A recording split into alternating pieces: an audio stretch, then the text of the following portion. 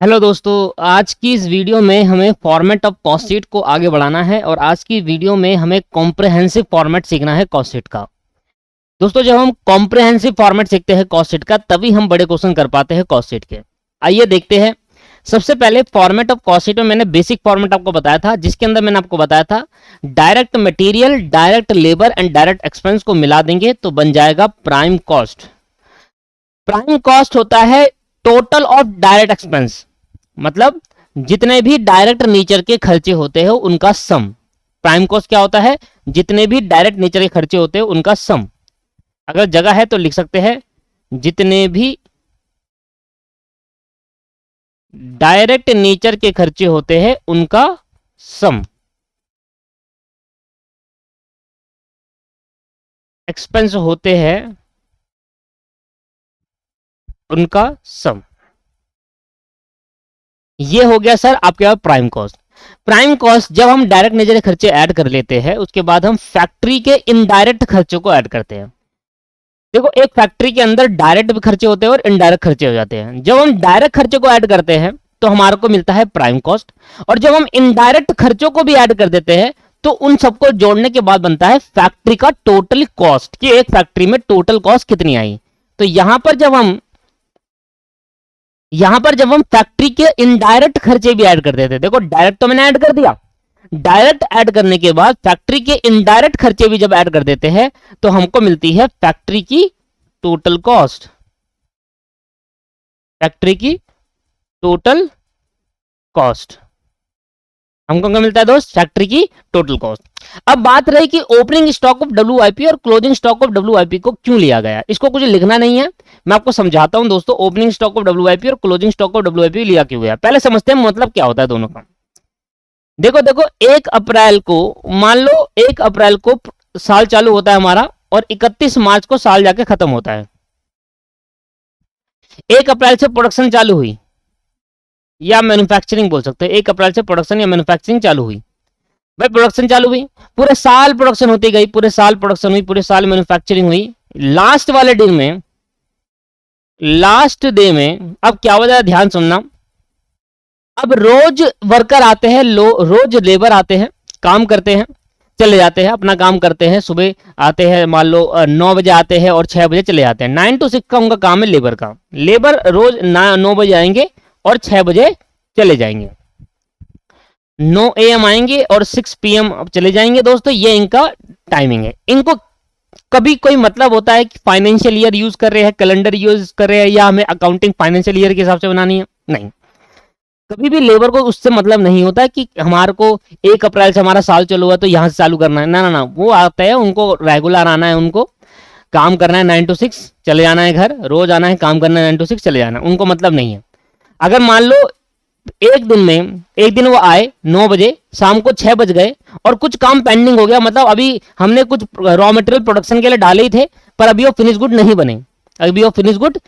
बने, और वो चले गए। उन्होंने कहा चलो कल करेंगे, उन्होंने कहा चलो कल कर लेंगे। भाई वो कल आए, जो बच गए थे पहले कल के रॉ मटेरियल के फिनिश गुड रहने से पहले वो कंप्लीट कर लिया और फिर बाद में रॉ मटेरियल नया लगाकर नए फिनिश गुड बनाने लगे। अब मेरे को एक बात आपसे बस ये पूछ रहा हूं, मैं सिर्फ एक बात आपसे पूछ रहा हूं दोस्त, ध्यान समझिएगा।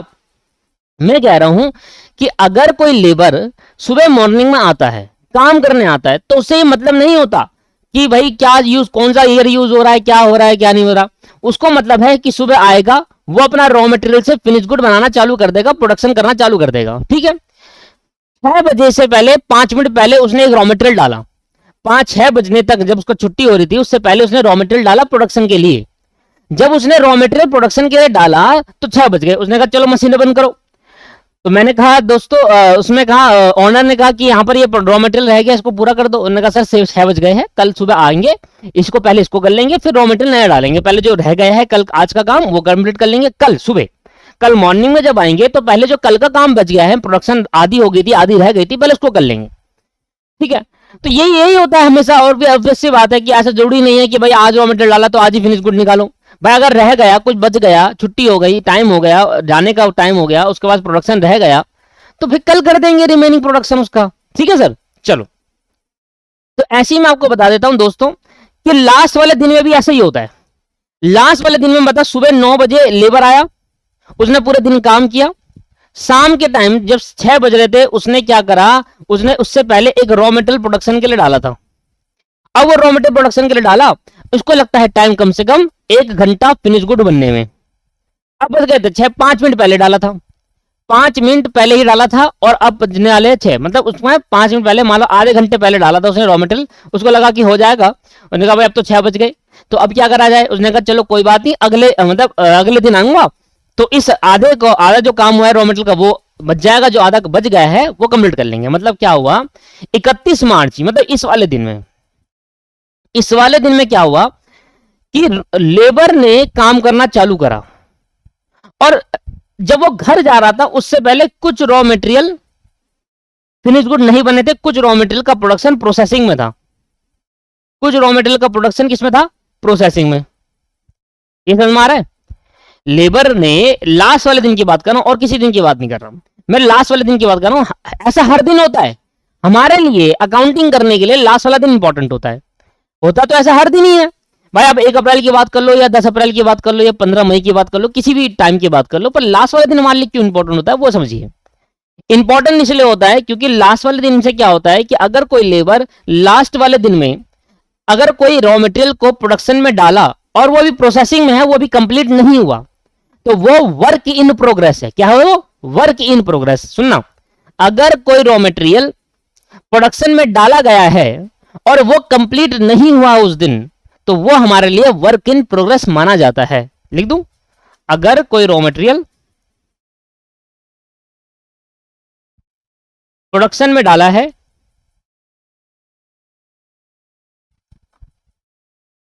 और वो उस दिन कंप्लीट नहीं हो पाता, उस दिन कंप्लीट नहीं हो पाता, तो उसको हम वर्क इन प्रोग्रेस कहते हैं कि अभी काम प्रोग्रेस में है, अभी फिनिश गुड नहीं बना, तो हमारे लिए क्या बन गया, वर्क इन प्रोग्रेस। समझ में आया कि बेसिकली वर्क इन प्रोग्रेस क्या होता है। वर्क इन प्रोग्रेस क्या होता है, जब आप रॉ मटेरियल डालते हो तो उस दिन रॉ मटेरियल आधा कंप्लीट हो चुका होता है, प्रोडक्शन उसकी आधी कंप्लीट हो गई और आधी बच जाती है, कुछ हो जाता है और कुछ बच जाती है। आधा ना कहूंगा, कुछ हो जाता है और कुछ बच जाती है। वो कुछ 75 हो गया, 25 बच गया, 25 हो गया, 75, 50-50 हो गया, कुछ भी हो सकता है वो। अगर कोई रॉ मटेरियल प्रोडक्शन में डाला गया है और उस दिन वो रॉ मटेरियल पूरा कंप्लीट नहीं हो पाता, तो हम वो कहते हैं कि ये रॉ मटेरियल अभी वर्क इन प्रोग्रेस है, अभी काम प्रगति में है। देखा होगा आपने, ठीक।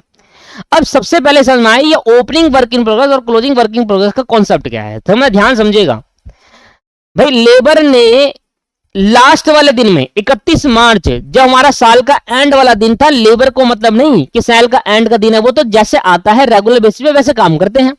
उनको क्या ही मतलब होगा कि भाई वो साल का एंड का दिन हमें कंप्लीट करना नहीं, उनको भाई रेगुलर जो काम होता है वैसे करते हैं, है ना। एक अगर लेबर के पॉइंट ऑफ सोचो, क्या वो सोचेगा कि कौन सा फाइनेंशियल चल रहा है, कौन सा कैलेंडर, वो नहीं सोचेगा दोस्त। बस वो सोचेगा भाई आओ सुबह 9 बजे काम करो, शाम को 6 बजे छुट्टी होती है। वो तो सोचते 6 कब बचे, 6 बजते बंद करो और भगो घर, ये होता है। सेम ऐसे ही हुआ 31 मार्च वाले दिन, जिस दिन हमारा लास्ट दिन था, फाइनेंशियल ईयर था, जिस दिन लास्ट दिन था उस अकाउंटिंग पीरियड का, अगले दिन अगला साल चालू हो जाएगा, ये लेबर को दौड़ना पता है। तो 1 अप्रैल को दोस्त अगला साल चालू हो जाएगा। तो इसने क्या करा, जरा ध्यान समझिएगा, इसने क्या करा, 31 मार्च वाले दिन कुछ रॉ मटेरियल प्रोडक्शन में डाला और वो कंप्लीट नहीं हो पाए, नॉट कंप्लीट, अभी प्रोसेसिंग में है। लेबर ने सोचा यार अगले दिन आगे कर लूंगा, पर उसे नहीं पता कि अगले दिन हमारा अगला साल हो जाता है। उसे पता है क्या, नहीं पता। वो तो अपना नॉर्मल जो दिन चलता है वैसे चलता रहा है, उसके लिए साल तो 10 साल भी एक जैसे ही है ना, नॉर्मल जो चलता रहा वैसे। वो उसको नहीं पता दोस्तों कि 31 मार्च से 1 अप्रैल से अगला साल चेंज हो जाता है हमारे लिए अकाउंटिंग पीरियड में, या 31 दिसंबर से 1 जनवरी में अगला साल हो जाता है। उसको तो हर दिन एक समान लगता है। तो लेबर ने क्या करते हैं, हम इस लेबर को इस वजह से हम लेबर को कुछ कहेंगे नहीं कि यार तुम इसको पूरा नहीं करो, जब वो हो ही नहीं सकता तो उसको लगेंगे टाइम। तो ये एक देखा जाता है। मान लो एक रॉ मटेरियल डालने के बाद फिनिश गुड बनने में 5 दिन लगते हैं, 4 दिन पहले डाला था, 5वें दिन में अगला साल आ गया, ऐसे भी तो हो सकता है। तो आप ये लेबर को ये नहीं कह सकते कि लेबर नहीं इस वाले दिन में तो आपको पूरा फिनिश गुड करके देना है, ऐसा नहीं हो सकता। हाँ, वो अलग नहीं बचा तो अलग चीज है, ठीक है। क्यों मैं भटक गया था, क्या समझाने लगा। हाँ, 31 मार्च में अगर लेबर ने रॉ मटेरियल प्रोडक्शन में डाला और वो रॉ मटेरियल अभी प्रोसेसिंग में है, वो कंप्लीट नहीं हो पाया, तो लेबर ने सोचा कि अगले दिन आके कर लूंगा।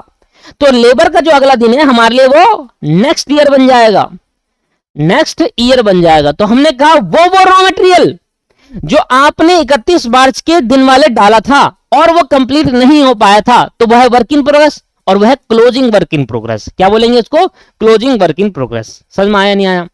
समझ में आया? क्या बोला मैंने कि 31 मार्च में, 31 मार्च वाले दिन में अगर कोई भी रॉ मटेरियल डाला गया है, 31 मार्च वाले दिन में अगर कोई रॉ मटेरियल डाला गया है और वो रॉ मटेरियल डालने के बाद वो फिनिश गुड में कन्वर्ट नहीं हो पाया, अभी आधी प्रोसेसिंग हुई है, उसमें कुछ प्रोसेसिंग कुछ रह गई है, तो अभी उसका काम वर्क इन प्रोग्रेस है। तो 31 मार्च वाले दिन में अगर कोई भी काम वर्क इन प्रोग्रेस हो जाता है तो उसको हम क्लोजिंग वर्क इन प्रोग्रेस कहते हैं।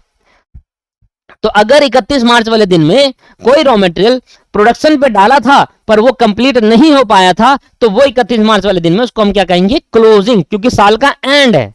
Closing WIP। ये समझ में आया क्लोजिंग WIP क्या होता है? अब मुझे बताओ, क्लोजिंग WIP का मतलब होता है कि अगर कोई रॉ मटेरियल साल के एंड वाले दिन में प्रोडक्शन के लिए डाला था और वो रॉ मटेरियल अभी कंप्लीट नहीं हो पाया उस दिन, तो वो हमारे लिए क्लोजिंग WIP रहेगा, क्योंकि अगले साल से हमारा ओपनिंग WIP बन जाएगा। जो इस साल का क्लोजिंग होगा दोस्त, वो 1 अप्रैल का क्या होगा? ओपनिंग। तो मतलब पहले क्या होगा? अगला दिन, अगले दिन जब लेबर आएगा, तो ये तो अगला साल हो गया हमारे लिए, पर लेबर को नहीं पता इस चीज को। अगले दिन जब लेबर आएगा तो रॉ मटेरियल, जो रॉ मटेरियल पीछे प्रोडक्शन में था, पहले इसको कंप्लीट करेगा, पहले यहां इसको कंप्लीट करेगा। समझ में आ रहा नहीं आ रहा? पहले यहां इसको कंप्लीट करेगा। जो रॉ मटेरियल प्रोसेसिंग में था दोस्त, पहले वो इसको कंप्लीट करेगा, फिर जाके नया प्रोडक्शन चालू करेगा। जो पिछले दिन, उसको पिछले साल का नहीं पता, पिछले साल हमें पता है कि 1 दिन से पिछले साल चालू हो गया। जो पोस्ट सोचेगा जो पिछले दिन रह गया था वो पहले कर लेता हूं और उसके बाद नया प्रोडक्शन चालू करूंगा। तो दोस्त, जो क्लोजिंग WIP पिछले साल रह गया था, जो WIP, जो वर्किंग प्रोग्रेस काम रह गया था, बचा हुआ था, वो अब अगले दिन करेगा, इसलिए हमारे लिए वो अगला साल होता है, उसके लिए अगला दिन होता है, हमारे लिए वो अगला साल चेंज हो जाता है, क्योंकि 31 मार्च वाला दिन है वो। तो क्लोजिंग WIP अगले साल क्या बन जाएगा? ये हमारे लिए साल में क्या बनेगा? शुरुआत कंप्लीट करने से पहले इसको क्या बोलेंगे? Opening WIP। क्लोजिंग WIP नहीं, ओपनिंग स्टॉक ऑफ WIP, ऐसा लिखो। क्या लिखेंगे? Opening stock of WIP। मतलब कुछ स्टॉक जो प्रोडक्शन में डाला था वही पेंडिंग में है, ऐसी क्लोजिंग स्टॉक ऑफ WIP भी होगा, जो स्टॉक बच गया था। पहले समझो, मतलब समझ में आया? अभी मैंने ये बिल्कुल नहीं बताया कि माइनस होगा प्लस होगा, मैंने तो सिर्फ ये बताया है कि क्लोजिंग WIP स्टॉक होता क्या है और ओपनिंग स्टॉक ऑफ WIP क्या होता है। क्लोजिंग स्टॉक ऑफ WIP होता है जब साल के दिन में कुछ काम प्रोडक्शन में, प्रोसेसिंग में हो रहा होता है, अभी पूरा नहीं हो पाता, तो जितना काम अभी पूरा नहीं हो पाया 31 मार्च वाले दिन में, तो वो हमारे लिए क्लोजिंग स्टॉक ऑफ WIP माना जाता है। तो अगले साल पहले ओपनिंग ट्रीट करते हैं और पहले उसको कंप्लीट करते हैं। तो जब उसको opening WIP, opening stock of WIP treat करेंगे, जो क्लोजिंग है पिछले साल का, उसको ओपनिंग मानेंगे अगले साल 1 अप्रैल को, और 1 अप्रैल को जब उसको ओपनिंग स्टॉक ऑफ WIP मानते हैं तो पहले उसको कंप्लीट करा जाता है, फिर फर्दर प्रोसेसिंग करी जाती है। दो मतलब समझ में आया कि ओपनिंग स्टॉक ऑफ WIP क्या होता है और क्लोजिंग स्टॉक ऑफ WIP क्या होता है। लास्ट बार समझाऊंगा दोबारा। क्लोजिंग स्टॉक ऑफ WIP वो होता है जब साल के एंड वाले दिन में कुछ स्टॉक अभी फिनिश गुड बनने से पेंडिंग रह जाते हैं। ठीक है सर, तो हम इसको कहेंगे ये स्टॉक अभी WIP में है, वर्क इन प्रोग्रेस है, तो हमारे साल के एंड में है, इसलिए क्लोजिंग वर्ड यूज करा, क्लोजिंग स्टॉक ऑफ WIP। अब हमें पता है कि भाई जो प्रोडक्शन अभी पेंडिंग में रह गए, जो स्टॉक अभी फिनिश गुड नहीं बन पाए, अगले दिन आके वो करूंगा। तो अगले दिन जो है हमारा अगला साल है, तो अगले साल में आप जो स्टॉक पेंडिंग में रह गया पहले वो कंप्लीट करोगे। तो इसका मतलब जो क्लोजिंग WIP था पिछले साल का, पहले उसको ओपनिंग WIP ट्रीट करोगे। अकाउंटिंग में लेबर को कोई ट्रीट नहीं करना, लेबर तो आते वो कर देगा, हमें ऐसा अकाउंटिंग करना पड़ेगा। अकाउंटिंग आएंगे और उसको कहेंगे ओपनिंग WIP, फिर इसका प्रोडक्शन कंप्लीट होगा, फिर फर्दर प्रोडक्शन चालू होगा। दो बातें क्लियर कर दी मैंने आपको कि what is the meaning of closing stock of WIP and what is the meaning of opening stock of WIP। अब यहां पर बात करते हैं कि ये यहां पर ओपनिंग स्टॉक ऑफ WIP को ऐड क्यों किया गया और क्लोजिंग स्टॉक ऑफ WIP को माइनस क्यों करा गया। ठीक है सर, अभी तो मतलब समझाया था। आओ सर, अब समझते हैं कॉन्सेप्ट को। मान लो 1 अप्रैल को साल चालू हुआ, 1 अप्रैल मान लो 2021 को साल चालू हुआ, और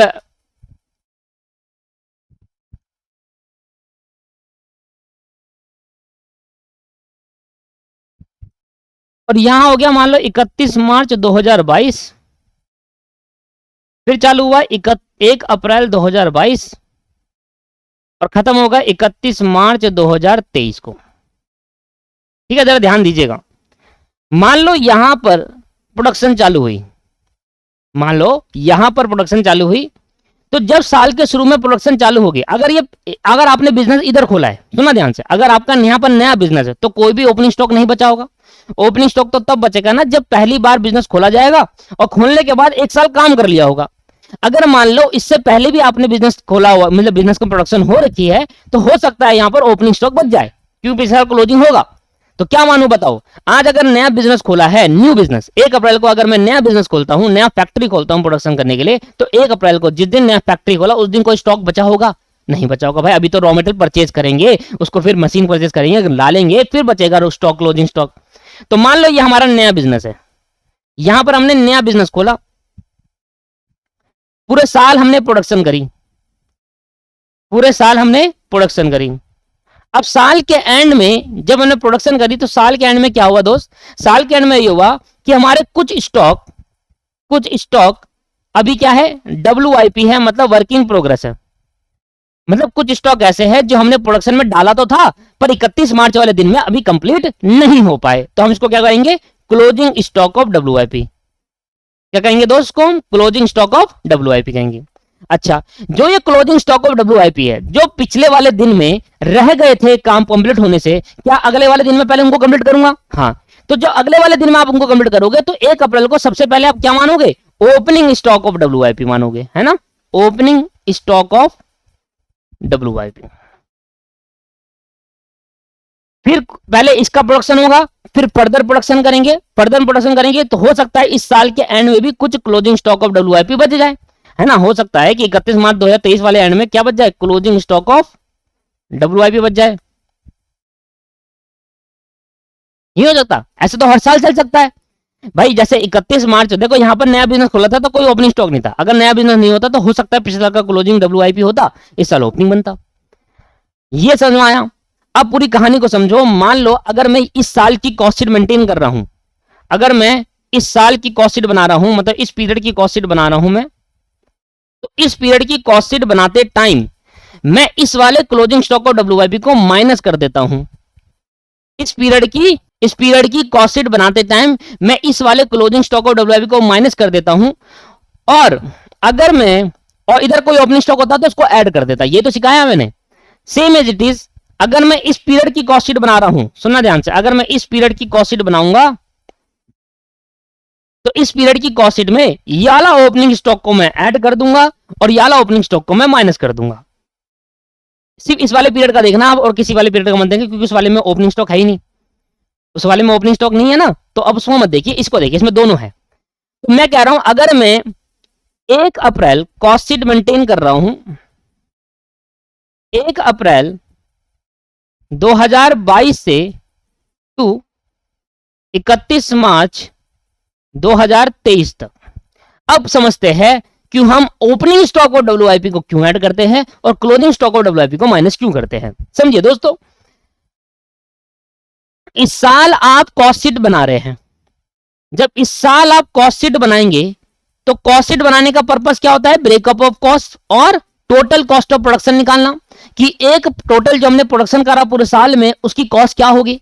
तो कॉस्ट शीट बनाने का पर्पस क्या है? टोटल प्रोडक्शन की कॉस्ट निकालना, टोटल प्रोडक्शन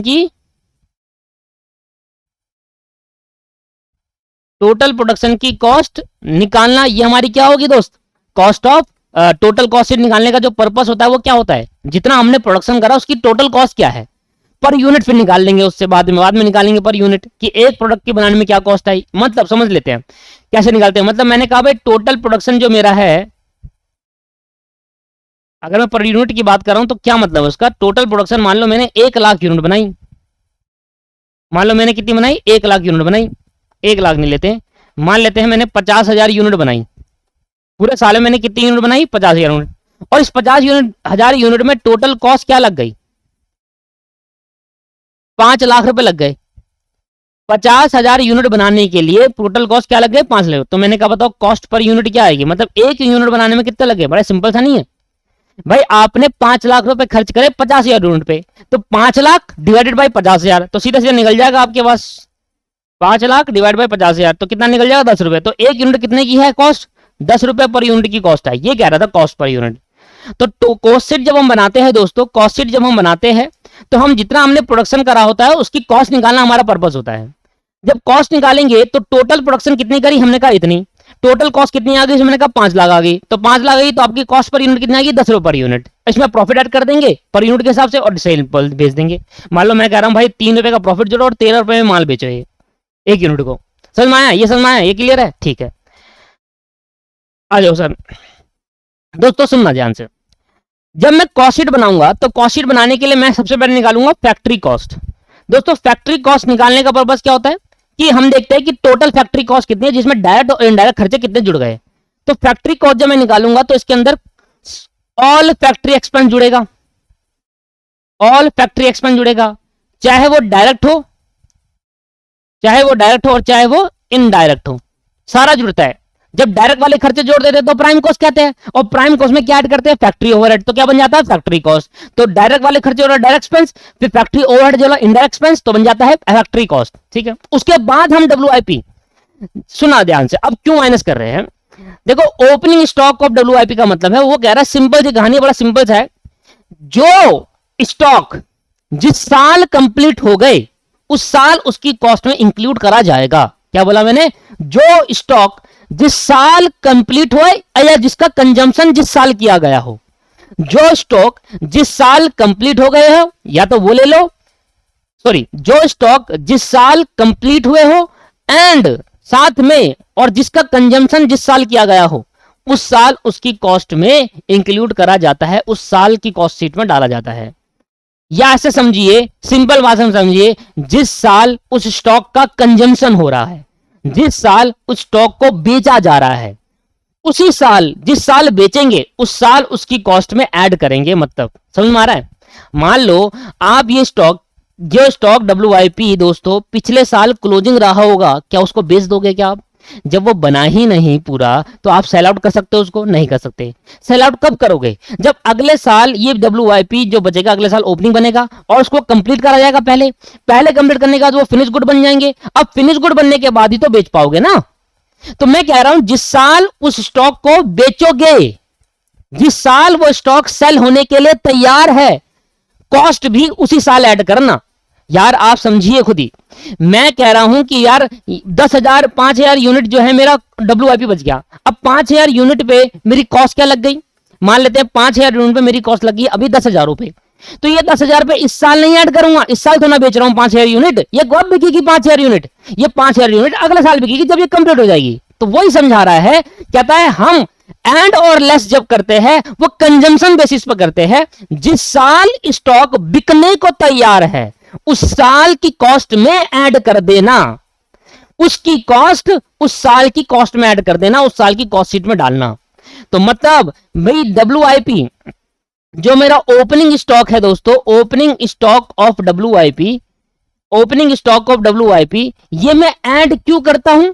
क्योंकि जिस साल ये ओपनिंग होता है, मतलब किस साल है? इस साल ये ओपनिंग है, तो इधर ओपनिंग स्टॉक ऑफ WIP क्या करूंगा? ऐड। रीजन, क्योंकि इस साल जब ये पूरा कंप्लीट हो जाएगा तो इस साल ही बिक जाएगा। तो इसलिए जिस साल वो बिकने का तैयार होता है उस साल की कॉस्ट शीट में उसको डाला जाना चाहिए, उसको ऐड करना चाहिए, इसलिए उसको ऐड करते हैं।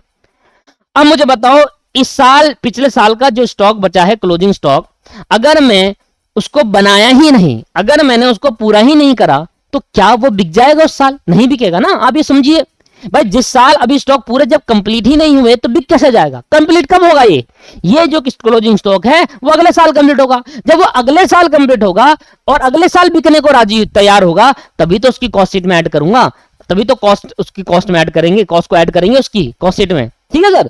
तो हम ओपनिंग स्टॉक ऑफ WIP को क्यों ऐड करते हैं मुझे बताओ? ओपनिंग स्टॉक ऑफ WIP को ऐड करने का रीजन है कि जिस ओपनिंग स्टॉक ऑफ WIP का मतलब हो गया पिछले साल जो WIP रह गया था, स्टॉक बच गया था, वो इस साल कंप्लीट हुआ है। अगर वो इस साल कंप्लीट हुआ है तो इस साल बिकेगा, इस साल बिकेगा तो इस साल उसकी कॉस्ट को जोड़ा जाएगा। समझ में आया? अब मुझे बताओ क्लोजिंग क्यों ऐड करा? क्लोजिंग स्टॉक ऑफ WIP क्यों ऐड करा? क्योंकि सिंपल सी कहानी है भाई, जब ये स्टॉक अभी बना ही नहीं, जब ये स्टॉक अभी बना ही नहीं तो ये बिक कैसे जाएगा इस साल, और जब बिकेगा नहीं तो कॉस्ट में ऐड नहीं करेंगे। तो सिंपल सी कहानी है, जिस साल वो स्टॉक कंप्लीट हो गया हो और बिकने को तैयार हो गया हो, कॉस्ट भी उसी साल ऐड करी जाएगी। क्या बोला मैंने, जिस साल वो स्टॉक कंप्लीट हुआ, पूरा बन गया और बिकने को भी तैयार है, कॉस्ट भी उसी साल ऐड करी जाएगी। लिख दो इसको, इसके लिए एक नोट लिख देंगे, इन दोनों के लिए एक नोट लिखता हूं, नोट नंबर 1। ठीक है, कहीं पर लिख दीजिएगा आप, मेरे पे जगह नहीं है, नहीं तो मैंने सारा कर दिया था, देखो सब करा हुआ है। नोट नंबर 1 किसके लिए है, नोट नंबर 1 है फॉर WIP, मतलब स्टॉक WIP, वो opening W stock of WIP हो सकता है, क्लोजिंग। किस बेसिस पर ऐड और लेस करते हैं, जिस साल वो स्टॉक कंप्लीट होंगे, जिस साल वो स्टॉक पूरे कंप्लीट होंगे, जिस साल वो स्टॉक पूरे कंप्लीट होंगे और सेल होने के लिए तैयार है, और वो स्टॉक सेल होने के लिए अब तैयार है।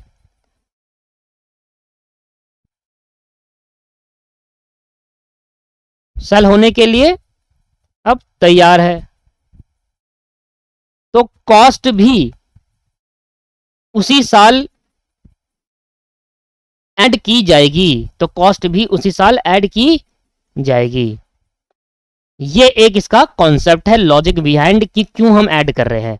भाई सिंपल सी बात है, मैंने क्यों गलत कहा, जिस साल वो स्टॉक बने ही नहीं उस साल हम ऐड क्यों करें, जिस साल वो स्टॉक बने ही नहीं तो उस साल हम उसकी कॉस्ट को ऐड क्यों करें।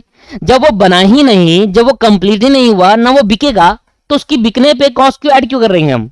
जिस साल बिकेगा, जिस साल वो बन गया है, कंप्लीट हो गया और बिकने को तैयार हो गया है, तो हम उसकी कॉस्ट में ऐड करेंगे। ये दोनों कंडीशन सेटिस्फाई होनी चाहिए, एक तो कंप्लीशन होना चाहिए, साथ में सेल होने के लिए रेडी भी होना चाहिए। ये दोनों कंडीशन जब सेटिस्फाई होगी तभी उसकी कॉस्ट में ऐड करा जाएगा। कभी कभी ऐसा होता है कि फिनिश गुड बन जाता है पर बिकता नहीं है उस साल, फिनिश गुड बन गया, कंप्लीट हो गया है, पर बिकेगा नहीं उस साल, तो जिस साल बिकेगा नहीं ना उस साल ऐड भी नहीं करा जाएगा।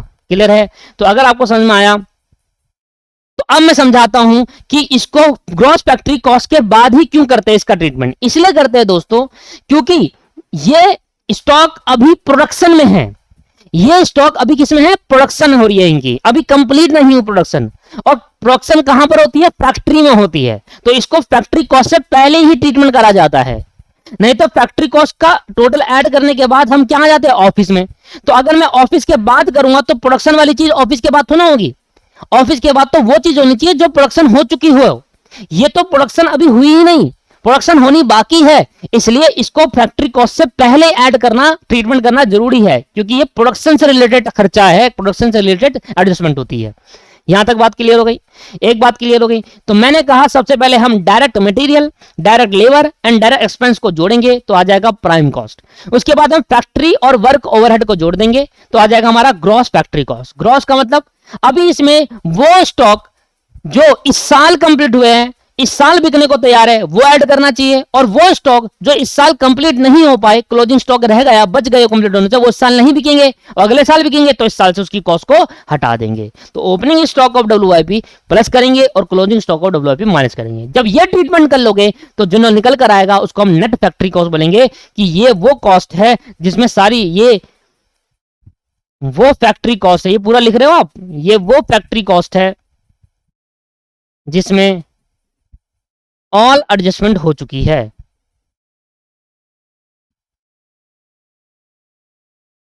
जिसमें ऑल एडजस्टमेंट हो चुकी है, लिख लेना अपने हिसाब से, मैं बोल भी रहा हूं, ये वो फैक्ट्री कॉस्ट है जिसके अंदर सारी एडजस्टमेंट हो गई है, मतलब नेट। अब जब फैक्ट्री के सारे खर्चे जोड़ लिए जाते हैं तो अब स्टार्ट करते हैं ऑफिस से रिलेटेड खर्चे जोड़ने की।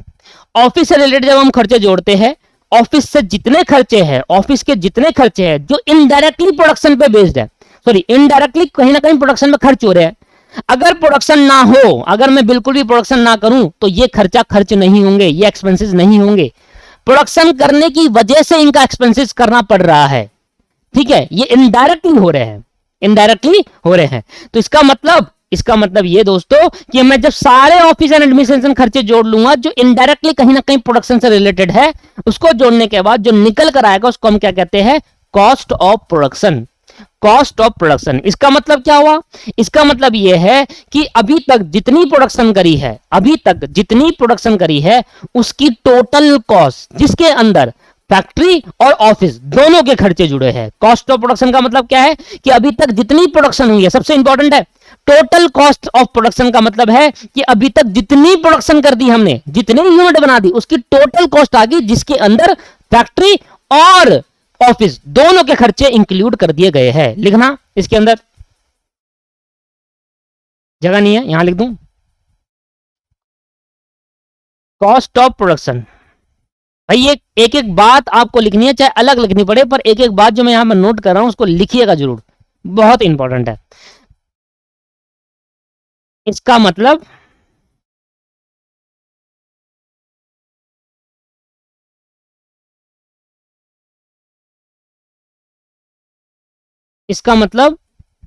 ये टोटल कॉस्ट है,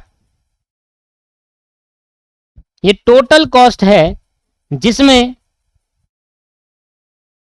हमारा प्रोडक्शन कंप्लीट हुआ है, जिसमें हमारा प्रोडक्शन कंप्लीट हो गया है। मतलब एक गुड्स, जो टोटल गुड्स हमारे बने ना, उसमें टोटल कॉस्ट जो लगी है वो कॉस्ट ऑफ प्रोडक्शन कहते हैं इसमें, जिसके अंदर क्या है दोस्त, जिसके अंदर फैक्ट्री के सारे कॉस्ट है, जिसके अंदर फैक्ट्री कॉस्ट है और जिसके अंदर ऑफिस से रिलेटेड कॉस्ट भी है। मतलब अगर आपसे कोई कहे कि एक प्रोडक्शन जो हमने प्रोडक्शन करा, मान लो हमने 50,000 यूनिट बनाई, तो 50,000 यूनिट पे कितनी कॉस्ट लगी, तो वह कॉस्ट ऑफ प्रोडक्शन, उसको कहते हैं कॉस्ट। सर ये टोटल कॉस्ट क्या है, वो अलग चीज है दोस्तों, वो अलग चीज है। अब जरा ध्यान दीजिएगा, अब बात आती है opening stock of finish good को ऐड क्यों करा और closing stock of finish good को ऐड क्यों करा गया है, इसके बारे में समझते हैं।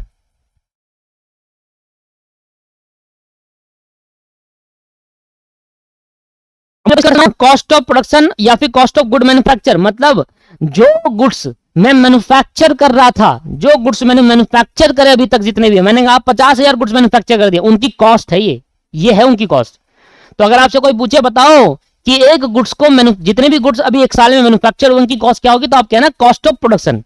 पर ये कॉस्ट मैं कस्टमर से चार्ज नहीं करूंगा, ये मत कह देना। बस ये आपसे दो तरीके हैं कहने के, आप समझिए, कॉन्सेप्ट को समझिए, लॉजिक को समझिए, क्या बोल रहा हूं मैं बोल रहा हूं कि ये वो कॉस्ट है जिसमें अभी टोटल गुड्स प्रोड्यूस हो चुके हैं। मतलब अगर मैं कहूं अगर मैंने 50,000 यूनिट प्रोड्यूस कर दी, इस पर टोटल खर्चा तो बस इतना ही आया, कॉस्ट ऑफ प्रोडक्शन जितना, पर इतना खर्चा मैं कस्टमर से चार्ज करूं, ये मत करना। क्यों, क्योंकि अभी तो ये सिर्फ बनने की कॉस्ट है, ये भी क्या है, गुड्स को मैन्युफैक्चर करने की कॉस्ट है। अभी जब मैं बेचने जाऊंगा तो मेरा और खर्चा होगा, इसलिए बेचने तक की कॉस्ट को मैं कस्टमर से चार्ज करूंगा। एक मैंने बोला कस्टमर से कौन सी पैसा, कितना पैसा ले एक प्रोडक्ट पर, तो आपने कहना कॉस्ट ऑफ सेल जितना पैसा लो। और अगर मैं कोई पूछता है कि कस्टमर से अगर कोई पूछे कि कस्टमर से कितना पैसा लेना चाहिए, तो आप कहना भाई कॉस्ट ऑफ सेल तक। और अगर आपसे कोई पूछे कि कस्टमर से कस्टमर कह रहा हूं, अगर आपसे कोई पूछे कि एक गुड्स को मैन्युफैक्चर करने में क्या कॉस्ट आई, तो आप कहना कॉस्ट ऑफ प्रोडक्शन वाली कॉस्ट है। मतलब ये वो कॉस्ट है जिसमें जितने गुड्स मैंने मैन्युफैक्चर करे थे उनकी जो खर्चा हुआ मेरी वो कॉस्ट है। ये समझ में आया?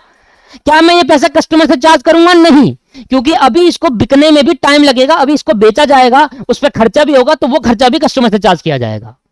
तो ऐसा मत कहना, ये कहना कि ये जो कॉस्ट है आई है ये सिर्फ गुड्स की मैन्युफैक्चरिंग कॉस्ट है, पर this cost will not charge from the customer. ठीक है, ये कस्टमर से चार्ज नहीं किया जाएगा। क्लियर? कौन समझ में आया? ठीक है। अब यहां पर opening stock of finish good क्यों ऐड करा है? वही सारा कॉन्सेप्ट है, बस चेंज इतना सा है कि फिनिश गुड का मतलब होता है वो बन गया है। फिनिश गुड का मतलब है कि वो बन गया है। बन गया है मतलब कंप्लीट हो गया।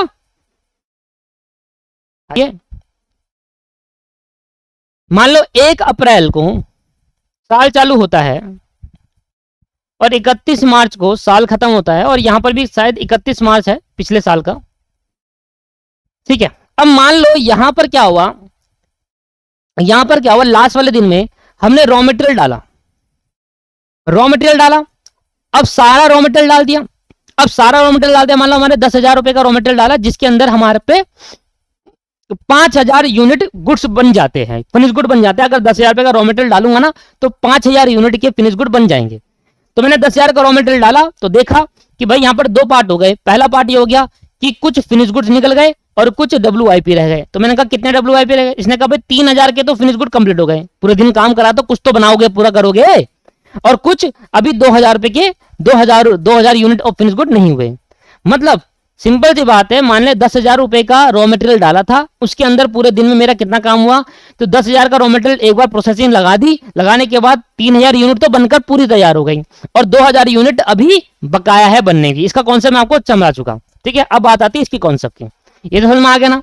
अगर एक लेबर सुबह काम करने आ रहा है, उसने रॉ मटेरियल डाला है, तो क्या जो रॉ मटेरियल उसने सुबह सुबह डाला, क्या वो सारा WIP बच जाएगा या कुछ यूनिट निकलेगी भी? सर कुछ यूनिट निकलेगी भी, सिंपल सी बात है यार। अगर आप 10,000 का रॉ मटेरियल डाल रहे हो तो कुछ तो यूनिट फिनिश गुड करके दोगे उस दिन में, या सारे WIP कर दोगे? यस, वही समझा रहा हूं कि जो साल पिछले साल के एंड वाले दिन में जो यूनिट फिनिश गुड बच गई, जो यूनिट फिनिश गुड बच गई और बिकी नहीं, सुनना क्या बोल रहा हूं मैं, साल वाले एंड के दिन 31 मार्च के दिन जो यूनिट फिनिश गुड हो चुकी थी, मतलब वो कंप्लीट हो चुकी थी पर बिकी नहीं थी, इसको कहते हैं closing stock of finish good. क्या कहते हैं closing stock of finish good? Closing stock of finish good, ओहो नहीं, हाँ, closing stock of finish good क्या होता है? ये यूनिट पूरी कंप्लीट तो हो चुकी है पर उस साल में नहीं बिकी है, ये होता है closing stock of finish good. इसका मतलब, इसको लिखो, इसका मतलब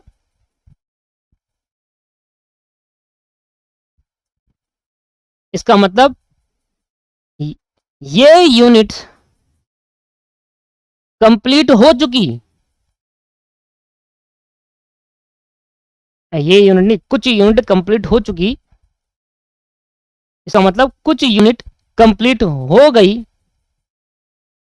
फिनिश गुड बन गई, पर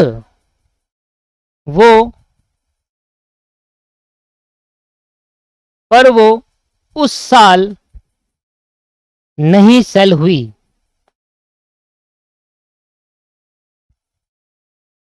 पर वो उस साल नहीं सेल हुई, इसलिए उस साल नहीं सेल हुई। इसका मतलब वो कहां सेल हो, कब सेल होगी? इसका मतलब वो नेक्स्ट ईयर सेल होगी।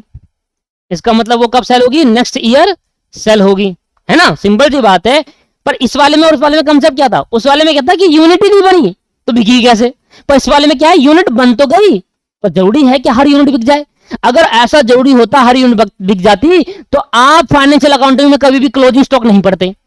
क्लोजिंग स्टॉक का मतलब क्या है? वो स्टॉक जो अभी बिकने से बच गया, जो स्टॉक अभी सेल नहीं हो पाया, है ना।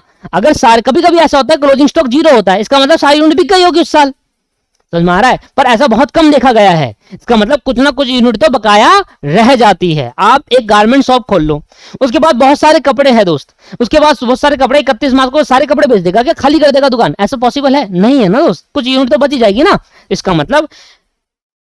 इसका मतलब कुछ यूनिट ऐसी होती है जो बच जाती है बिकने से, वो है ये फिनिश गुड। ये कंप्लीट तो हो गई है, ये दोस्त कंप्लीट हो चुकी है, पर ये बिकने से रह गई है। तो अगर ये इस साल नहीं बिकी, अगर ये इस साल नहीं बिकी तो कब बिकेगी? Next year. अगर ये इस साल नहीं बिकी, नेक्स्ट ईयर सेल होगी, तो कॉस्ट भी नेक्स्ट ईयर ही ऐड करी जाएगी। मैंने आपको क्या समझाया? जिस साल जो यूनिट बिकने को तैयार है पर वो उस साल भी नहीं बिक रही, ये यूनिट बिकने को तैयार है या नहीं है? हाँ तैयार तो है, पर बिकी नहीं बिकी। तो जब नहीं बिकी तो कॉस्ट में क्यों ऐड कर रहे हो? दोनों को मज मत कर देना, उसका अलग कंसेप्ट था, उसका कॉन्सेप्ट अलग था। अब मान लो उसमें ऐसा भी हो सकता है, उस वाले WIP में पिछले साल जो क्लोजिंग WIP रह गया वो अगले साल ओपनिंग बनेगा, और जब अगले साल ओपनिंग WIP बनेगा तो कंप्लीट हो जाएगा। अब मान लो उसमें भी तो जो कंप्लीट होगी WIP, जो पिछले साल का WIP रह गया था ना, वो ओपनिंग WIP बनकर कंप्लीट हो चुका, वो फिनिश गुड बन गया, अब वो बिका नहीं, तो बिका नहीं तो अब भी ऐड नहीं होगा वो। समझिए, जो यूनिट जिस साल बिकेगी, जिस साल बिकने को तैयार है और बिक जाएगी, वो यूनिट को हम क्या कहते हैं? वो यूनिट को उसी साल की कॉस्ट में ऐड करते हैं। तो इसका मतलब वो नेक्स्ट ईयर सेल होगी, अगर नेक्स्ट ईयर सेल होगी तो नेक्स्ट ईयर ही ऐड करी जाएगी कॉस्ट।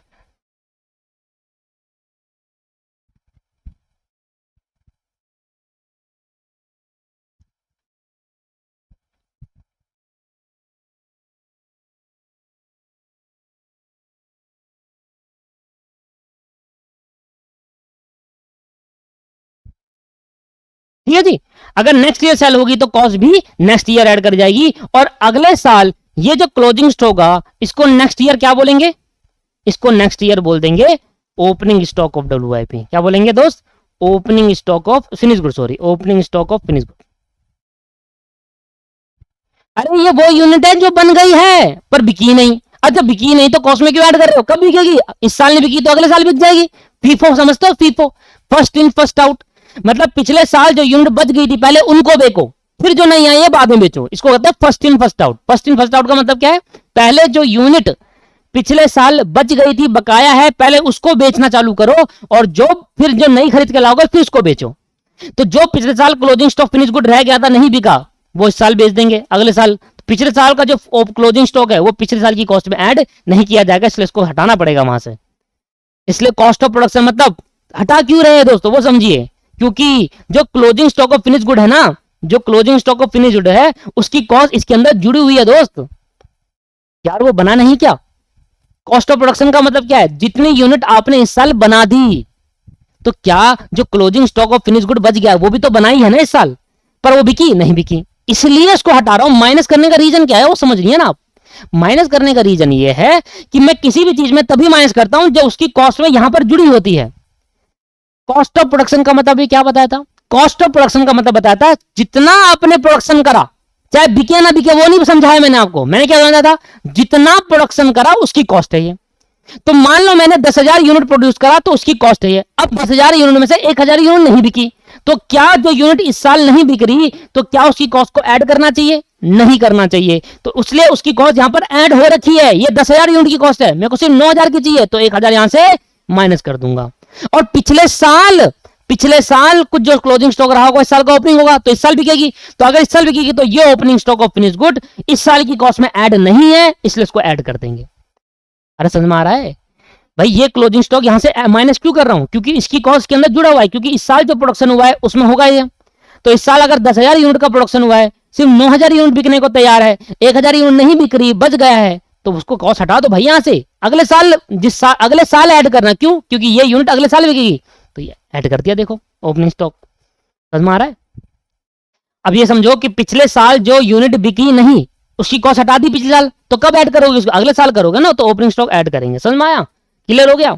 और जब मैं ऐसे ऐड कर दूंगा तो मेरा निकल जाएगा ये वो यूनिट है जो बिकने को तैयार है। कॉस्ट ऑफ गुड्स सोल्ड का मतलब है ये वो यूनिट होती है जो बिकने को जाया होती है, क्योंकि उसमें से क्लोजिंग स्टॉक हट चुका होता है। जो यूनिट नहीं बिक रही वो हट गया, जो बच गई वो बिकने को तैयार है ना। सिंपल सी बात है, पिछले साल का जो क्लोजिंग होगा वो इस साल ऐड कर दिया क्योंकि वो इस साल बिकेगा, और इस साल जो क्लोजिंग होगा वो हटा दिया क्योंकि वो नहीं बिकेगा। तो अब टोटल यूनिट कितनी हो गई है, तो मैंने कहा देखो 10,000 यूनिट का प्रोडक्शन करा, 10,000 यूनिट का प्रोडक्शन करा, जिसमें से 1,000 यूनिट पिछले साल की पेंडिंग थी, नहीं बिक गई पिछले साल, तो वो इस साल बिक जाएगी। हाँ 10,000 यूनिट का प्रोडक्शन करा, ठीक है, पिछले साल 1,000 यूनिट नहीं बिक पाई तो वो इस साल बेचोगे ना आप, क्योंकि पहले जो नहीं बिकी पहले उसको बेच देते फिर नहीं बेचेंगे। तो पिछले साल जो यूनिट नहीं बिकी वो इस साल बिक जाएगी, तो 1,000 यूनिट थी मान लो वो, तो 1,000 ये बिक जाएगी। तो मैं निकालना चाहता हूं कि कॉस्ट ऑफ गुड्स सोल्ड का मतलब है कितनी यूनिट बिकने को तैयार है। तो मैंने कहा इस साल 500 यूनिट ऐसी है जो नहीं बिक रही, तो 500 यूनिट ऐसी है जो नहीं बिक रही, उसको हटा दो यहां से। तो मैंने कहा 10,000 यूनिट जो इस साल प्रोडक्शन हुआ, ये 500 यूनिट का जो कॉस्ट है वो इसी के अंदर है, इसलिए हटा रहा हूं, क्योंकि ये टोटल प्रोडक्शन है ड्यूरिंग द ईयर। उस टोटल प्रोडक्शन 10,000 में से 500 नहीं बिक रही तो हटा दिया, तो कितनी बिक रही है 9,500, और 1,000 पहले की बेचूंगा तो 10,500 आएगा। समझ में आ रहा है, समझ में आ रहा, दोबारा समझते हैं। 10,000 यूनिट टोटल इस साल प्रोडक्शन करा, जिसमें से इस साल 500 नहीं बिकेगी, तो 10,000 में से 500 जब नहीं बिकेगी दोस्त तो हटा दूं, हटा दिया, इसको कहते हैं closing stock of finish good, हटा दे, नहीं बिक रही। अब 10,000 में से 500 हटा दिया, नहीं बिक रही, तो कितनी बिक जाएगी इस साल जो प्रोडक्शन करा 9,500। अरे इस साल दोस्तों 10,000 का प्रोडक्शन करा है, 10,000 के प्रोडक्शन में 500 इस साल की यूनिट नहीं बिक रही, तो इस साल 500 हटा दो, तो इस साल जो प्रोडक्शन करा उसमें तो 9,000 बिक जाएगी। और पिछले साल जो कुछ क्लोजिंग स्टॉक था वो इस साल का ओपनिंग करना होगा, तो इस साल वो पहले बेचेंगे। तो अगर 9,500 इस साल के प्रोडक्शन की बिकेगी और उससे पहले हम पिछले साल की क्लोजिंग वाला बेचेंगे तो वो 1,000 रुपए बेच देंगे, तो टोटल 10,000 यूनिट बिक जाएगी। तो इसका मतलब क्या समझ में आया? ये वो यूनिट होती है जो बिकने को तैयार होती है, उनकी कॉस्ट है ये। यहां कॉस्ट निकलेगी, यूनिट नहीं। तो मतलब यहां उन यूनिट की कॉस्ट, ये उस यूनिट की कॉस्ट है जो यूनिट बिकने को तैयार है। क्या लिखेंगे? ये उन यूनिट की कॉस्ट है जो यूनिट बिकने को तैयार है। भाई जो यूनिट बिकने को तैयार है वही कॉस्ट यहां पर ऐड करना। क्यों? क्योंकि जो यूनिट नहीं बिक रही, जिनका ऑर्डर आया नहीं, जो नहीं बिक रही, उनको हटाओ भाई यहां से। तो अब जो यूनिट बिक गई 10,000 में से 9,500 इस साल की और 1,000 पिछले साल की जो बच गई थी, 10,500 यूनिट बेचूंगा। 10,500 यूनिट में जो भी कॉस्ट आई होगी, मतलब जो यूनिट बिकने को तैयार है उसकी कॉस्ट को क्या कहते हैं? Cost of good sold. समझ में आया क्या बोला मैंने? जो यूनिट बिकने को तैयार है उसकी कॉस्ट को क्या नाम दिया जाता है? Cost of good sold. एक एक लाइन का ना मतलब समझा रहा हूं मैं यहां पर। मैं देखो मेरा पढ़ाने का तरीका मैं आपको बता देता हूं। एक बार बताता हूं, पूरी जी जान लगा के बता देता हूं, पूरी जी जान लगा देता हूं। मैं 10-10 बार बोल दिया ये चीज, 10-10 बार बोल दिया। इसके बाद अब अगर आप नहीं समझ रहे, या इसके बाद देखो इतने डिटेल में पूरे यूट्यूब में जान लेना, इतने डिटेल में किसी ने क्वेश्चन नहीं पढ़ाई होगी। एक एक लाइन मैंने इतनी डिटेल में बताई है, एक एक लॉजिक दिया है। ठीक, मैं बाकी से नहीं कंपेयर कर रहा, मैं कह रहा हूं कि भाई जहां आपको नॉलेज मिल रही है उसको ले लीजिए। ठीक, मेरा पढ़ाने का तरीका कुछ इस तरीके से है दोस्त कि जब मैं कॉन्सेप्ट समझा रहा होता ना तो मैं पूरी जी जान लगा लेता हूं, और जब मैं क्वेश्चन करा रहा होता हूं तो उसमें कॉन्सेप्ट नहीं समझाता। फिर मैं तो ये मानकर चलता हूं कि मैंने कॉन्सेप्ट समझा दिया है, बहुत अच्छे समझा दिया है, पूरी जी जान लगा के समझा दिया है, अब सिर्फ क्वेश्चन पे ध्यान देंगे। ठीक है जी। तो जब मैं क्वेश्चन पढ़ाऊंगा तो ये चीजें नहीं बताऊंगा दोस्त दोबारा। ठीक है, इसलिए यहां समझिए, छोटे छोटे बच्चे नहीं है, बड़े हो चुके हैं, आपको समझदार है। ठीक है, चल तो 10,500 समझ में आया। तो जो यूनिट बिकने को तैयार है उसकी जो कॉस्ट होगी उसको कहा जाएगा कॉस्ट ऑफ गुड सोल्ड। ठीक, अब यहां पर बताइए कि मैंने opening stock of WYP selling and distribution से पहले एडजस्टमेंट क्यों करी? इसकी एडजस्टमेंट पहले इसलिए करी क्योंकि कुछ यूनिट पिछले साल की बिकेगी और कुछ यूनिट इस साल की नहीं बिकेगी, तो हटा दो। जो पिछले साल की यूनिट बिक जाएगी उसको ऐड करा, और जो पिछले साल की यूनिट नहीं बिकेगी उसको हटा दिया। जो पिछले साल की यूनिट बिक जाएगी, पिछले साल की जो बच गई थी यूनिट वो इस साल बिकेगी तो उसको ऐड करा, और जो यूनिट इस साल नहीं बिक रही उसको हटा दिया। ऐसा करने से ये हुआ कि हमें वो यूनिट मिल गई जो बिकने को तैयार है। तो जो यूनिट बिकने को तैयार है भाई, बेचने का खर्चा भी तो उन्हीं यूनिट पे लगना चाहिए, या सभी यूनिट पे लगा दोगे? आप समझिए, आप लॉजिक को समझिए। मैं सेलिंग एंड डिस्ट्रीब्यूशन का खर्चा उन यूनिट पे लगाऊंगा ना जिन यूनिट को बिकने को तैयार है। जो यूनिट सेल होगी उन यूनिट पे लगाऊं, या उन यूनिट पे भी खर्चा लगा दूं सेलिंग का जो यूनिट बिकेगा नहीं। अब मैंने कहा भाई ऑर्डर आया 10,500 का, आपने 11,000 यूनिट यहां से भेज दिया, तो 11,000 यूनिट जो यहां से भेजा आपने एक्स्ट्रा 500 यूनिट पे खर्चा क्यों करा भेजने का, जब बिकने ही 10,500 है? समझ में आ रहा है क्या समझाना चाह रहा हूं? तो मैं इसलिए निकालने का यहां पर पर्पस है, कॉस्ट ऑफ गुड्स सोल्ड निकालने का पर्पस यहां पर यह होता है कि यहां पर यह पता चल जाता है कि हाँ इतनी यूनिट बिकेगी और इतनी यूनिट पे ही सेलिंग एंड डिस्ट्रीब्यूशन ओवरहेड करो। नहीं तो अगर आप ये यहां पर closing stock of WIP minus नहीं करते तो यहां 11,000 आता, और अगर यहां पर 11,000 आता तो बिकती कितनी? 9,500। तो अगर यहां 11,000 के हिसाब से आ जाता तो मेरा सेलिंग एंड डिस्ट्रीब्यूशन खर्चा भी 11,000 के हिसाब से हो जाता, तो गलत हो जाता दोस्तों। जो यूनिट नहीं बिक रही उस पर सेलिंग एंड डिस्ट्रीब्यूशन का खर्चा क्यों कर रहे हो? समझ में आया? इसलिए सेलिंग एंड डिस्ट्रीब्यूशन खर्चा करने से पहले आप बता दो कि कितनी यूनिट बिकने को तैयार है, फिर हम उसी यूनिट पर सेलिंग एंड डिस्ट्रीब्यूशन खर्चा करेंगे। क्या लॉजिक क्लियर हुआ? क्या समझ में आया? सेलिंग एंड डिस्ट्रीब्यूशन खर्चे को क्यों बाद में ऐड करते हैं सबसे लास्ट में? क्यों सबसे लास्ट में हमें ये पता चल जाता है हाँ ये इतने यूनिट है, इतने बिकने को तैयार है, तो सेलिंग एंड डिस्ट्रीब्यूशन खर्चा भी इतने यूनिट पे ही होना चाहिए। तो सेलिंग एंड डिस्ट्रीब्यूशन का एक्सपेंस उस यूनिट पे होगा जो यूनिट बिकने को तैयार होती है, और जब खर्चा हो जाएगा तो पता चलेगा हाँ अब यह है total cost of the production. Production की कॉस्ट तो ये थी, पर बेचने तक की कॉस्ट भी को क्या कहते हैं? Cost of sale. मतलब अब ये वो कॉस्ट है जिस कॉस्ट में प्रॉफिट जोड़कर बेच दूंगा, बस इससे बात और कोई कॉस्ट ऐड नहीं की जाएगी। This is the detail concept of cost sheet. अब कॉम्प्रिहेंसिव में कुछ नहीं करना मुझे, मुझे कॉम्प्रिहेंसिव कोई कॉस्ट शीट कोई भरी नहीं है, इसी को मैं कॉम्प्रिहेंसिव कहता हूं, जो डिटेल में मैं आपको समझाता हूं एक एक चीज का मतलब समझा दिया कि क्यों पहले ऐड करा जा रहा है, क्यों बाद में कर रहा है, क्यों प्लस कर रहे हैं, क्यों माइनस कर रहे हैं, क्या एक एक का मतलब है, इस कोस्ट को क्या कहते हैं, इस कोस्ट को क्या कहते हैं, इस कोस्ट को क्या कहते हैं, फैक्ट्री कोस्ट को क्या कहते हैं। ये जो सारी बातें मैंने लिखी है ना दोस्त, ये आप लिखना मत भूलना, इसको एक एक बात जो नोट कर दी एज इट इज छाप देना दोस्त, क्योंकि कॉन्सेप्ट क्लियरिटी आपका बहुत जरूरी है। समझ में आ गया। अब कॉम्प्रिहेंसिव में मेनली मतलब ये है कि भाई फैक्ट्री ओवरहेड में कौन कौन से खर्चे आते हैं वो यहां पर लिख दूंगा बस। भाई इसके यहां पर एक हेड बनाऊंगा ये, और जोन जोन से खर्चे आते हैं उसकी लिस्ट दे दूंगा यहां पर। ऐसी ऑफिस एंड डिविजन में कौन कौन से आते हैं उसकी लिस्ट दे दूंगा, ऐसी सेलिंग एंड डिस्ट्रीब्यूशन में कौन कौन से खर्चे आते हैं उसकी लिस्ट दे दूंगा। यही कॉम्प्रिहेंसिव होती है, इसको कोई कॉम्प्रिहेंसिव नहीं कहते। कॉम्प्रिहेंसिव का मतलब ये हुआ, कॉम्प्रिहेंसिव मेरे हिसाब से मतलब कहते तो इसी को है कि जो बड़ा होता है जिसके अंदर सारे खर्चे ऐड हो जाते हैं।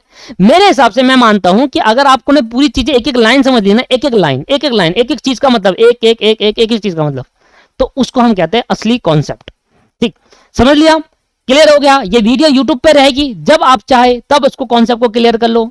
अगर किसी को पढ़ाना हो, किसी को बताना हो, तो पहले इस वीडियो से अपने कॉन्सेप्ट क्लियर कर लो, फिर आप आराम से किसी को बताइए। ठीक है सर, समझ में आ गया। अब बेसिकली मुझे क्या करना है, बेसिकली मुझे बस कुछ नहीं करना, अब मुझे बताना है कि फैक्ट्री ओवरहेड जो था, जो मैं ऐड करता हूं फैक्ट्री एंड वर्क ओवरहेड, उसमें कौन कौन से खर्चे होते हैं, और जो मेरा ऑफिस एंड एडमिनिस्ट्रेशन ओवरहेड है उसमें कौन कौन से खर्चे आते हैं, और सेलिंग एंड डिस्ट्रीब्यूशन में कौन कौन से खर्चे आते हैं, बस ये बताना है। ठीक है, चलो एक 3 लाइन खींचेंगे।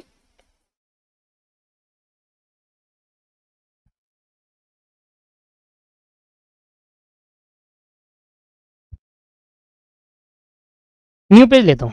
देखिए दोस्त, मैं आपको बता रहा हूं कि कौन कौन से खर्चे हैं जो फैक्ट्री ओवरहेड में आते हैं, जिसके अगर आपको एक बार पढ़ लिया तो आपको पता चल जाएगा हाँ ये खर्चा फैक्ट्री ओवरहेड का, तो वहां डालना है खर्चा। बस ये हम सीख रहे हैं, मतलब कि फैक्ट्री ओवरहेड में कौन कौन से खर्चे इंक्लूड होते हैं, ऑफिस एंड एडमिनिस्ट्रेशन में कौन से, और सेलिंग में कौन से। तो यहां पर हो गया फैक्ट्री ओवरहेड, यहां गया ऑफिस एंड एडमिनिस्ट्रेशन ओवरहेड।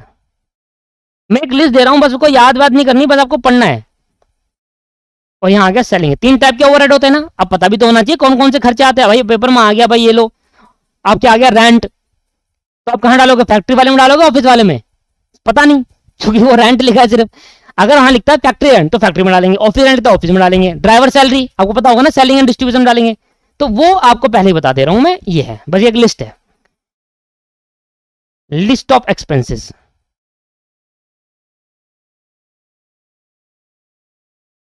ठीक है जी, आओ सबसे पहले बात करते हैं फैक्ट्री ओवरहेड में कौन कौन से खर्चे ऐड किए जाएंगे। सबसे पहले लिखेंगे indirect material.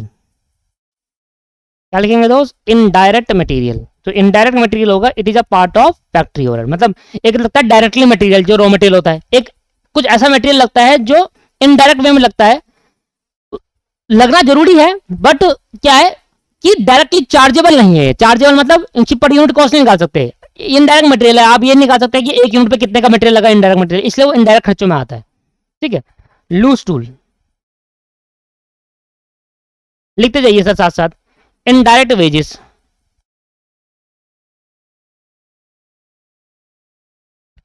Rent and rates, वो भी फैक्ट्री वाला। अगर फैक्ट्री से रिलेटेड रेंट और रेट्स होगा तो यहां आएगा, अगर ऑफिस से रिलेटेड होगा तो यहां आएगा। लाइटिंग एंड हीटिंग, बताओ लाइटिंग एंड हीटिंग अगर फैक्ट्री से रिलेटेड होगा तो यहां, ऑफिस से रिलेटेड होगा तो वहां आएगा। इसके बाद पावर एंड फ्यूल, पावर कहां लगेगी, पावर कहां लगेगा, तो फ्यूल डीजल कहां लगता है ये सर, फैक्ट्री में जनरेटर वगैरह चलाने के लिए। पावर मतलब हैवी पावर का मतलब क्या हुआ, 100 किलोवाट से अगर ज्यादा, ये ज्यादा कम बड़ी बड़ी मशीन चलाने में लगता है। तो power and fuel is a part of factory overhead. Repair and maintenance, भाई रिपेयर एंड मेंटेनेंस किसकी करते हो आप, मशीन की ना mainly, basically repair and maintenance यहां आ गया। इसके बाद ये सबसे ज्यादा इंपॉर्टेंट, ड्राइंग ऑफिस एक्सपेंस, ये बहुत ज्यादा इंपॉर्टेंट, ड्राइंग ऑफिस एक्सपेंस। देखो लिखा है ऑफिस एक्सपेंस पर आएगा फैक्ट्री में, यही सबसे बड़ी गलती करता है कि स्टूडेंट, लिखा है ऑफिस एक्सपेंस पर आएगा फैक्ट्री में। ड्राइंग ऑफिस एक्सपेंस इंपॉर्टेंट है, अभी मैं आपको समझा दूंगा कि क्या होता है ड्राइंग ऑफिस एक्सपेंस, ये बहुत इंपॉर्टेंट है दोस्त। लिखा क्या, आप जो कुछ कुछ सोचिए, लिखा है ड्राइंग ऑफिस एक्सपेंस, मतलब ऑफिस एक्सपेंस का कहीं ना यूज हो रहा है, तो समझता है ये तो ऑफिस एक्सपेंस है, डालो सीधा। पर हमेशा ध्यान रखना ड्राइंग ऑफिस एक्सपेंस क्या होता है, फैक्ट्री ओवरहेड। क्यों होता है, अभी समझा देंगे। इसके बाद रिसर्च एंड डेवलपमेंट,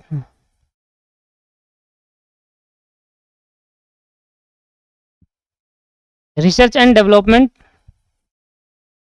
डेप्रीशिएशन जो कि लग रहा है प्लांट में, फैक्ट्री से रिलेटेड माना जाएगा अगर प्लांट पे लग रहा है। अगर डेप्रेशन लग रहा है उस पे, डेप्रेशन लग रहा है कंप्यूटर पे या फर्नीचर पे, तो फर्नीचर और कंप्यूटर कभी भी कहाँ नहीं होते, फैक्ट्री में नहीं होते, वो कहाँ होते हैं, बेसिकली ऑफिस में होते हैं। इंश्योरेंस अगर फैक्ट्री का करा रहे हो, फैक्ट्री से रिलेटेड अगर इंश्योरेंस है तब वहां पर आएगा। Work manager salary, work work क्या होता है, फैक्ट्री से रिलेटेड। वर्क कॉस्ट क्या होती है, फैक्ट्री कॉस्ट ही होती है, तो वर्क मैनेजर लिख सकता है या फैक्ट्री मैनेजर सैलरी लिख सकता है। ये कंफ्यूज करने के लिए दे देता है वर्क। वर्क का मतलब जहां भी वर्क लिखा हो वो फैक्ट्री से रिलेटेड है दोस्त, ठीक है। ये कुछ मैंने बेसिकली सारे खर्चे डाल दिए, अगर इससे ज्यादा होंगे तो वहीं देख लेंगे। ये मैक्सिमम खर्चे हैं जो बार बार पूछे जाते हैं, ठीक। इसके कर लेते हैं रेंट एंड रेट्स, वो भी ऑफिस से रिलेटेड। सैलरी वो भी ऑफिस की अगर दिखेगी, ऑफिस से रिलेटेड सैलरी, मतलब ऑफिस से जितना भी खर्च आएगा। इंश्योरेंस अगर ऑफिस से रिलेटेड है तो लिख लो, लिख लो, साथ साथ लिख लो। टेलीफोन एंड प्रिंटिंग या पोस्टेज, टेलीफोन एंड पोस्टेज से रिलेटेड खर्चे। टेलीफोन कहाँ होंगे, बेसिकली ऑफिस में होते हैं ना, हर डेस्क में पड़े होते, देखा होगा आपने। एक्सेप्शन की बात नहीं कर रहा। एक स्टूडेंट कहता है कि सर टेलीफोन तो फैक्ट्री में भी हो सकता है एक दो। मैंने कहा यार ये तो एक्सेप्शन हुआ ना, मेनली टेलीफोन का खर्चा कहाँ होता है, हर ऑफिस में एक एक ऑफिस में मिलेगा आपको basically telephone. Printing and stationery कहाँ हो गया, प्रिंटिंग एंड स्टेशनरी जो मैक्सिमम जहां मेजरली जो खर्चा होता है वो ऑफिस में होगा, प्रिंटिंग का खर्चा, स्टेशनरी का खर्चा। Depreciation on furniture, depreciation on furniture और एंड एनी ऑफिस इक्विपमेंट,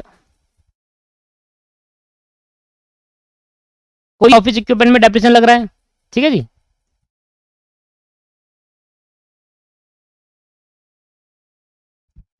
इसके बाद लीगल एक्सपेंसेस, जैसे आप किसी ऑफिस में जाओगे तो वहां पर लीगल डिपार्टमेंट होते हैं, तो उनसे रिलेटेड जितने भी खर्चे होते हैं उनको लीगल एक्सपेंसेस कहते हैं। कोर्ट का चक्कर लगाना, डॉक्यूमेंटेशन है ना, कॉन्ट्रैक्ट बनाना, ये सब क्या होते हैं, लीगल एक्सपेंस होते हैं। अब ऑडिट कराऊंगा किसी प्रोफेशनल से तो ऑडिट फीस भी तो लगेगी, तो ऑडिट फीस भी कहाँ थे, ऑफिस एंड एक्सपेंसेस में। और बैंक चार्जेस, वैसे तो बैंक चार्जेस दोस्तों आप ना बैंक चार्जेस को ना यहां पर इंक्लूड कर लो। देखो बैंक चार्जेस फाइनेंशियल अकाउंटिंग का पार्ट भी है, पर कभी कभी कॉस्टिंग में भी शो करता है, तो मैं ये कहूंगा कि आप बैंक चार्जेस को इंक्लूड कर दें यहां पर, ठीक है। बैंक चार्जेस यहां लिख देना आप, जो पहले मैंने बताया था ना आपको बैंक चार्जेस कहां पर बताया था, वो पिछले वाले में, इसको हटा दो, वहां से मैं दिखाता हूं। यहां दोस्तों ये वाला, इसको हटा दो आप बैंक चार्जेस को। मैं चेक करा, ये बैंक चार्जेस ना ऑफिस का पार्ट बना दो इसको।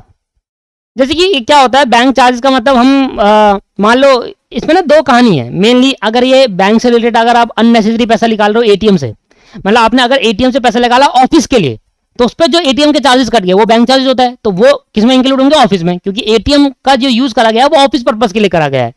तो बैंक चार्जेस ना दो टाइप के हो सकते हैं यहाँ पर। बैंक ने चार्जेस काटे, अगर आपने ऑफिस का एटीएम लिया, पैसे निकाले और घर के लिए निकाले अपने पर्सनल यूज के लिए, तो वो जो बैंक चार्जेस है वो फिर कॉस्ट पे क्यों ऐड करा जाएगा, है ना। तो बैंक चार्जेस अगर आता है और कुछ नहीं बताता ऑफिस से रिलेटेड है या पर्सनल से रिलेटेड खर्च बैंक चार्जेस हो रहे हैं, तो आप उसको ऑफिस से रिलेटेड मानो, उसको यहां से हटा दीजिए। इसकी कल मैं देख रहा था, मैं चेक कर रहा था, बताना भूल गया मैं आते ही आपको, ठीक है। तो बैंक चार्जेस आपको यहां लिखना है, और कोई भी ऑफिस से रिलेटेड खर्चा हो और डाल देना यहाँ पर। मैंने लिमिटेड लिखवा दिया जो मेरा मैक्सिमम आता है। हम सेलिंग एंड डिस्ट्रीब्यूशन की बात कर लेते हैं। इसमें आ जाइए, जैसे कि शोरूम का रेंट देना, भाई बेचने के लिए आपको शोरूम खोलने पड़ेंगे, शोरूम का रेंट देना, सेल्समैन को सैलरी देना। देखो ऐसा सच आपको ये याद नहीं करना, मैं आपको फिर कह रहा हूं, जब आप सेल्समैन को सैलरी या कुछ सेल्समैन कमीशन बेसिस पर भी होते हैं उनको वो दे देना। देखो जब आप पढ़ते हो ना, ये चीज मैंने लिखवा रहा हूँ, बोल भी रहा हूँ, आप भी सुन रहे हो, इस चीज को ऑटोमेटिकली याद हो गया। जब आप वहां पर आएगा आपको समझ में आ जाएगा, हाँ यार ये सेलिंग का खर्चा है, दिख जाएगा वो आपको। ट्रैवलिंग एक्सपेंस, अब नाम से समझ में आ रहा है सेलिंग का है, ट्रैवलिंग एक्सपेंस हो गया। और आपके पास अगर कोई शोरूम में प्रिंटिंग एंड स्टेशनरी होती है, कहां पर, शोरूम में, तो प्रिंटिंग एंड स्टेशनरी जब भी आएगा आपको बताएगा शोरूम का है या ऑफिस का है, ठीक है जी। प्रिंटिंग एंड स्टेशनरी शोरूम में होगी तो शोरूम में डाल देना, ऑफिस वाला होगा तो ऑफिस में डाल देना। एडवर्टाइजमेंट कराना क्या है, सेलिंग बेचने का खर्चा, ठीक है। पोस्टेज, पोस्टेज मतलब पोस्टल चार्जेस, एक जगह से दूसरी जगह पोस्ट कराना, अगर शोरूम में पोस्ट करा रहे हो तो शोरूम का खर्चा हो जाएगा। कलेक्शन एक्सपेंस, कलेक्शन एक्सपेंस का मतलब आपने किसी को उधार पे माल बेचा, उसको उधार पे माल बेचा किसी को, ठीक है, माल बेच दिया उधार पर, उसके बाद उससे पैसा लेने के लिए हमारा को कलेक्शन करने के लिए हमारे कुछ खर्चे भी हो गए। पैसा कलेक्ट करने के लिए हमारे कुछ खर्चा, भाई जाना होगा उसके घर, उसको बोलना पड़ेगा, धमकी वमकी देनी पड़ेगी, हाँ भाई पैसा वैसा दे दे, तो वो उसके लिए खर्चा होगा, कलेक्शन करने के खर्चा, कलेक्ट कर रहा था उसके टाइम खर्चा हुआ, तो वो कलेक्शन एक्सपेंस। एक होता है carries outward, sir carries inward बताया था। कैरीज आउटवर्ड का मतलब है गुड्स को फैक्ट्री से बाहर ले जाने का भाड़ा। गुड्स बन चुका है और फैक्ट्री से बाहर ले जा रहा हूं, तो भाई बन चुका है ना, बाहर ले जाने का जो भाड़ा होगा वो कैरीज आउटवर्ड होगा।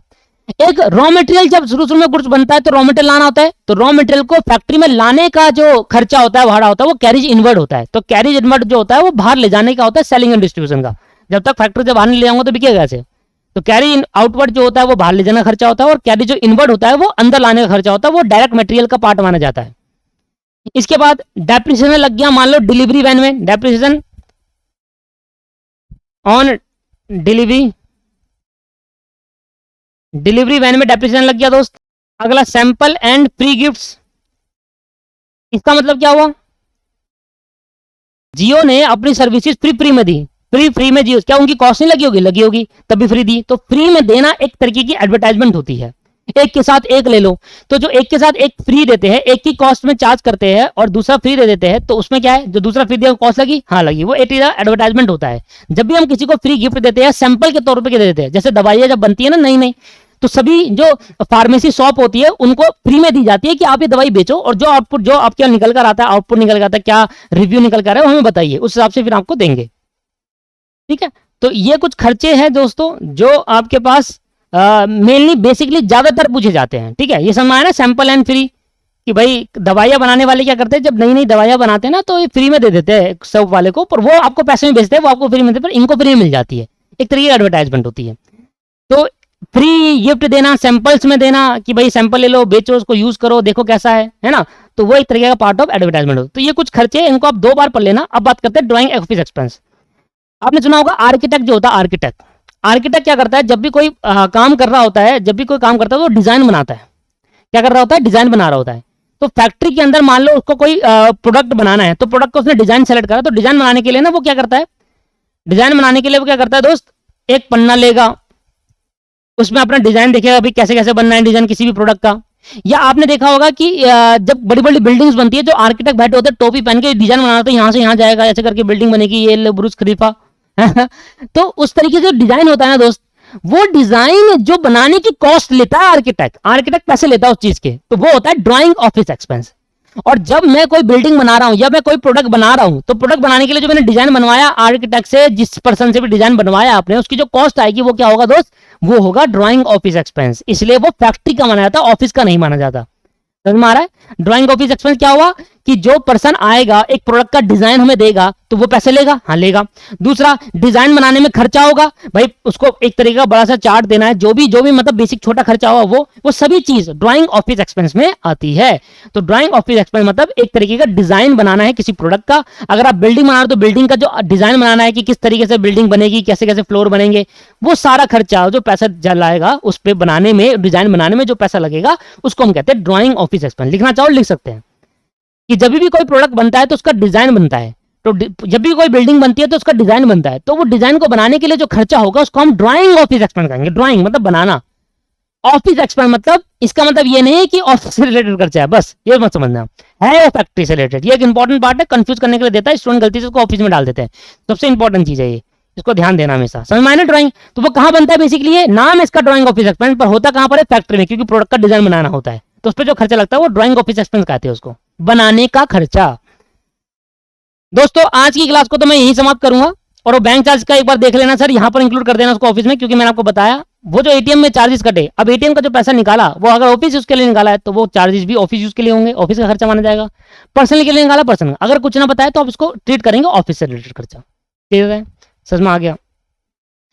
तो यहां पर आज की क्लास को समाप्त करते हैं। नेक्स्ट क्लास के अंदर हम बड़े बड़े क्वेश्चन करेंगे। मेरा एक होमवर्क में क्वेश्चन है, जहां पर मैंने क्वेश्चन छोड़ा था उसका अगला क्वेश्चन आपको ट्राई करना है, अगले 2 क्वेश्चन 3 क्वेश्चन आपको ट्राई करने हैं, ठीक।